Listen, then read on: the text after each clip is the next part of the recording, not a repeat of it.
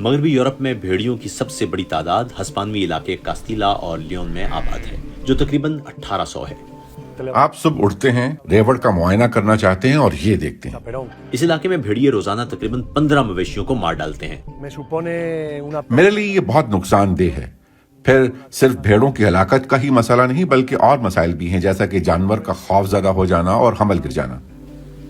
Europe کے زیادہ تر حصوں میں بھیڑیے تقریباً معدوم ہو چکے تھے، لیکن حالیہ برسوں میں ان کی آبادی میں بہتری آئی ہے۔ بھیڑیا ماحولیاتی نظام میں ایک اہم کردار ادا کرتا ہے۔ یہ کمزور شکار پر حملہ کرتا ہے اور یہی وجہ ہے کہ یہ ایک طرح سے جنگل میں ویٹرنری ڈاکٹر بن جاتا ہے جو بیماریوں کے پھیلاؤ کو روکتا ہے۔ ماہرین تحفظ بھیڑیوں کے ماحولیاتی کردار کی تعریف کرتے ہیں، جبکہ کسانوں کو بھاری نقصان کا سامنا ہے۔